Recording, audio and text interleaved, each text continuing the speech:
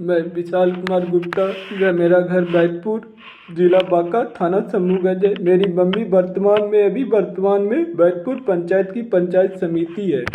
बात यह है कि 15 तारीख को मेरे घर पर आवास सहायक संतोष जी आए और उन्होंने कहा मुझे सेकंड किस्त हेतु पैसा भेजना है, जिसके कारण मुझे आवास लाभुकों का घर दिखा दो।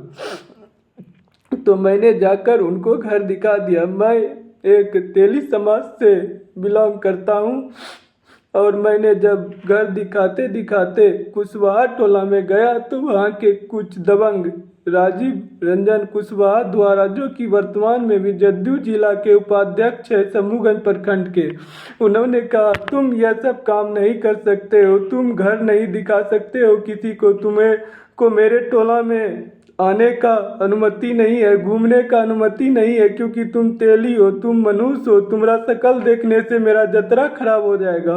और मुझे किस तरह पीटा आप देख सकते हैं। इसके पूर्व में मैंने एक आंगनबाड़ी केंद्र उन्हीं के घर के पास बनाया तो वह जिन्होंने जबरदस्ती मेरा 2 टेलर ईटा 3 कुंटल रड उठा लिया और उठाकर वहाँ अपना जमीन घेर लिया।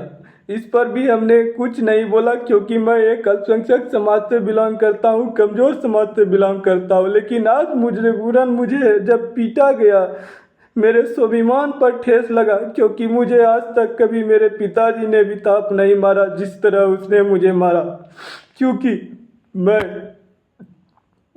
ऐसा कभी काम भी मैंने घर में नहीं किया जिसके कारण मुझे पिता को हाथ उठाना पड़े। और मैं एक स्नातक का छात्र हूँ जिसके कारण मेरी पढ़ाई भी बाधित हो रही है और मुझे इस गांव में सताया जा रहा है यहाँ के राजीव रंजन कुशवाहा द्वारा, जो कि अल्पसंख्यक वर्ग से को सताने में कोई कसर नहीं छोड़ रहा है। जब मैंने इसका आवेदन थाना में किया तो थाना प्रभारी अभी तक कोई एक्शन नहीं लिया। जब थाना प्रभारी को मैं बोलता हूँ तो बोलता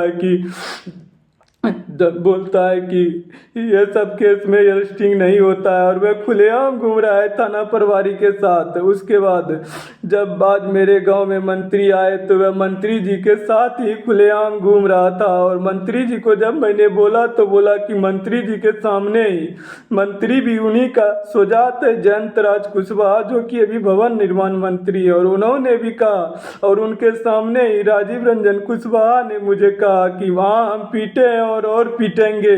इस पर मंत्री जी ने कुछ नहीं कहा और कहा केस किया है, जाकर केस लड़ो। तो वे भी केस किया है, जाकर वे भी केस लड़ेंगे और मेरे केस को पूरा कमजोर बना दिया गया है, जिसके आप वीडियो में देख सकते हैं कि कैसे हुए गाली गलौज कर रहा है। यह उसका तुरंत अरेस्टिंग होना चाहिए कि नहीं।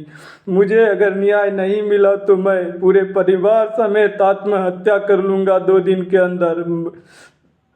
और इसके जिम्मेदार यहाँ के सरकार, यहाँ के मंत्री, यहाँ के राजीव रंजन कुशवाहा जदयू उपाध्यक्ष समूहगंज और यहाँ का सिस्टम होगा।